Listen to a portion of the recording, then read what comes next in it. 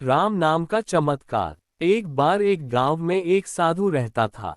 सारा दिन राम राम जपता रहता है और ढोलकी बजाकर कीर्तन करता रहता। उसकी कुटिया के पास जिस व्यक्ति का घर था, वह उससे बहुत परेशान था। एक दिन वह व्यक्ति गुस्से में उस साधु की कुटिया में चला गया और कहने लगा कि तुम क्या दिन रात राम राम रटते रहते हो? तुम्हें तो कोई काम धंधा नहीं है, हमें तो कमाने जाना पड़ता है। तुम्हारी ढोलकी की आवाज से मैं सो नहीं पाता। साधु कहने लगा, तुम भी मेरे साथ राम राम जप के देखो, तब तुम्हें पता चलेगा कितना आनंद आता है। वह व्यक्ति ने थोड़ा खींचकर कहा, अगर मैं तुम्हारे साथ राम राम जपता हूं, तो क्या तुम्हारा राम मुझे खाने के लिए रोटी देगा? साधु कहने लगा कि मुझे तो राम नाम की लगन लगी है। मुझे तो राम जी की कृपा से हर रोज भोजन मिल ही जाता है। तुम भी राम राम जप के देख लो, मुझे भरोसा है भगवान तुझे खाने को जरूर देगा। वह आदमी उस साधु को चुनौती देता है कि मैं तुम्हारे साथ आज राम राम का भजन करता हूँ। अगर तुम्हारे राम ने आज मुझे रोटी खिला दी तो सारी उम्र राम की भक्ति में लगा दूंगा। अगर नहीं खिलाई तो तुम ढोलकी बजाना बंद कर दोगे। साधु कहता है कि मैंने तो निष्काम भाव से प्रभु राम की भक्ति की है, लेकिन फिर भी मुझे तुम्हारी चुनौती मंजूर है। वह व्यक्ति साधु के साथ बैठकर राम राम का जाप करता है और मन में निश्चय करता है कि चाहे कुछ हो जाए मैं आज भोजन नहीं करूंगा। देखता हूं इसका राम मुझे कैसे भोजन कराता है।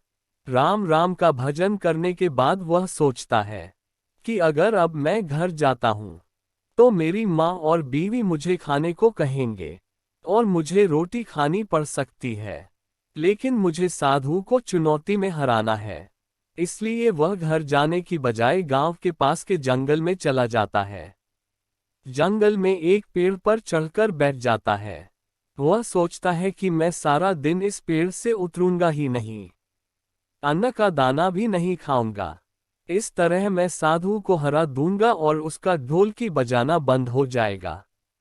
कुछ देर बाद उस जंगल से एक बंजारों की टोली गुजरती है।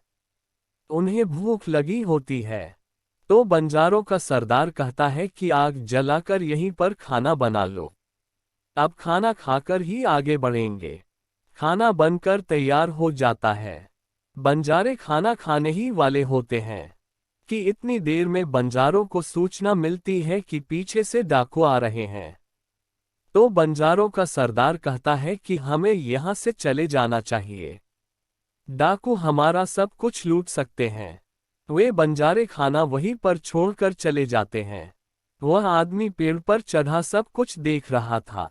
कुछ समय बाद डाकू वहां पहुंच जाते हैं। भोजन को देखकर डाकू कहते हैं कि खुशबू तो बहुत अच्छी आ रही है, लेकिन यह भोजन किसने फिर बनाया? बनाने के बाद खाया क्यों नहीं? कहीं किसी की चाल तो नहीं हमें फंसाने की? हो सकता है इस भोजन में जहर हो। उसी समय डाकुओं के सरदार की नजर उस व्यक्ति पर पड़ी। वह उसे नीचे आने का आदेश देता है।